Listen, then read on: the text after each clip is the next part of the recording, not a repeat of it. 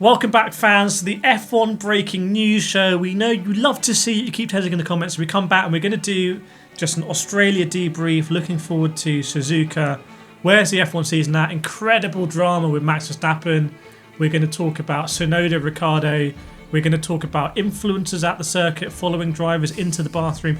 Lando Norris falling out of favour with the fans. So many topics we're going to cover. If you like F1, relax, sit back. We got you covered here. Who got the better deal, Sam? Hamilton or Ferrari? Disastrous weekend for Hamilton. Great weekend for Ferrari. Has Hamilton pulled 5G chess here? Austria. Somehow he's managed to get a great deal again. Do you think he would get that deal right now? No, I don't think he would. If it was happening today, I don't think he would. But Hamilton, everyone knows Hamilton. He's a proven concept. You know he'll be back. You know he'll be fighting for podiums. I'd say race victories, but Mercedes is not that good. But you know what you've got with Hamilton.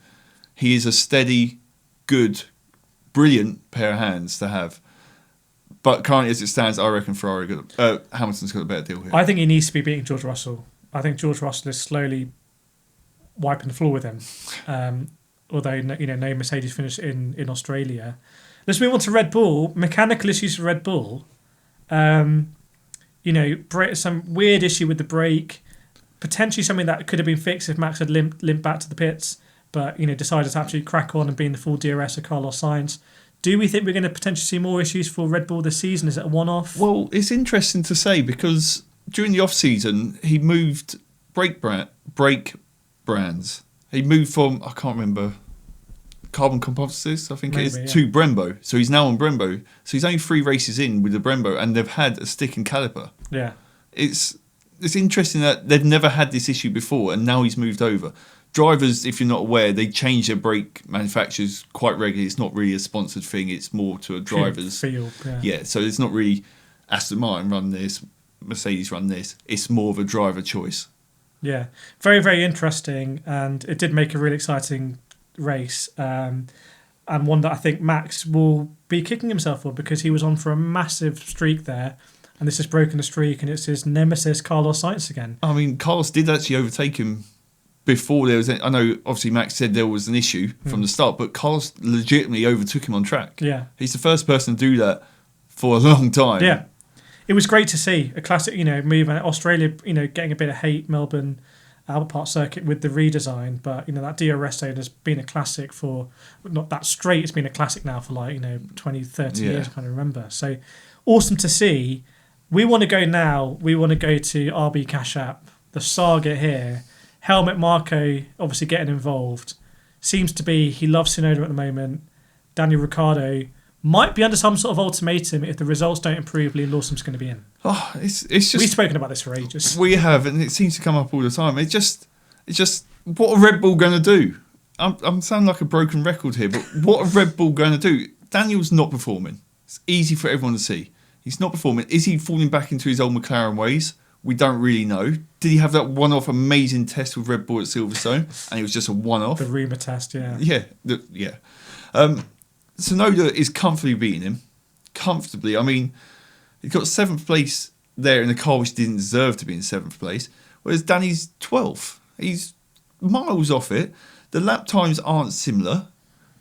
It's not a one-off in any aspect. It seems to be comprehensively Tsunoda is doing a lot better. And we saw Ricciardo it was almost embarrassing at McLaren where he just was not able to drive that car like Lando was. Yeah.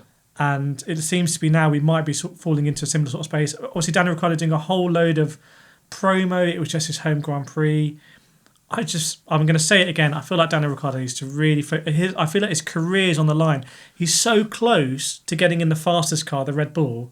But now I feel like that is slipping away and he's more likely to just be falling out of Formula One, which after his incredible comeback would be such a fall from grace. I've never seen someone so close to the best car, but also at the same time so far away from it.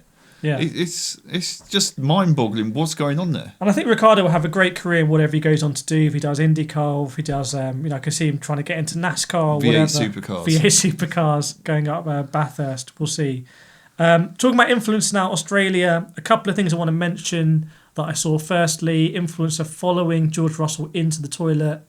Just seems to be this new generation of influencers maybe just don't really understand boundaries or like. I don't know anything about Okay. this. This is all on you here, Gareth. So basically, an influencer was invited to the circuit by a brand, can't remember which brand, and sort of followed George Russell into the urinals and took a photo or video saying, "I'm here with George Russell." So sort of, just a weird thing to do. It's not somewhere we would think you would take a phone and Do you take think photos. toilets are off limits? But this whole sort of, I've said before, like Formula One has this like drama and like controversy and there seems to be more stuff off the track these days than on it. And frankly, if Verstappen hadn't had a car issue, I think it would have been a standard Verstappen victory. You reckon? I think so. I know Carlos Sainz overtook him, but my hunch is that there was something wrong with the car there.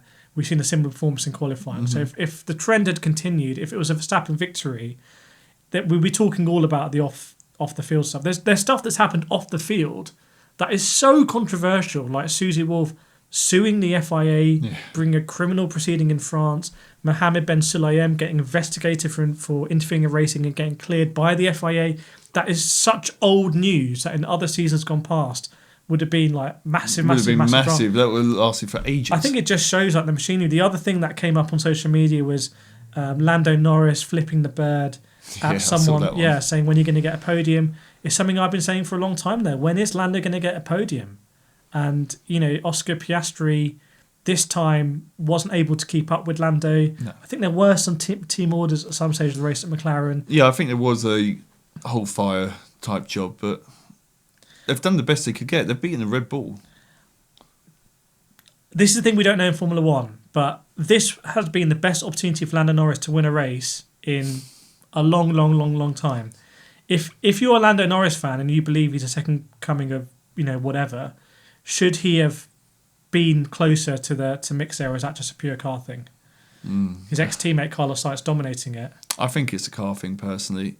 I mean, yeah, they're close, but I think the Ferrari's just in general, just that little bit ahead of it, but it's all close. That's the thing about Formula One. It's like it's really hard to tell like that. We want to talk about Sky Sports F1 moving to a studio, so not flying a lot of people out. They've obviously seen the F1 breaking news show. They're obviously subscribed, like you're subscribed. They got their idea from us. Yeah, so they've gone to studio. They've seen the format. What do you think about that? As someone who pays for Sky Sports, this is free to watch, but I'm paying a lot of money for Sky Sports. I kind of, at bare minimum, want to see you fly your presenters out to the race. Yeah, you want to see where your money's going, not in the studio somewhere. I don't really care too much if it's a long flight. Sorry. No, that's what they get paid for. Yeah, so... But I'm interested to know your thoughts on that, whether you like the footage or you want to see out there. Japan's coming up next. Any thoughts for Japan, Sam? Very interesting race last season, if I remember.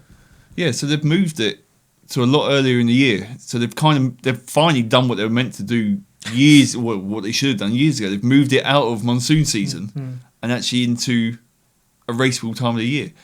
It's a great track. It's going to suit the Red Bulls, as always. Everything suits the Red Bulls. Is Perez going to turn up, or is he going to be an after run again, an auto run again? Are Ferrari now, have they got it in their head? They're like, yeah, we can beat them. Are we going to see a massive resurgence from the Ferraris?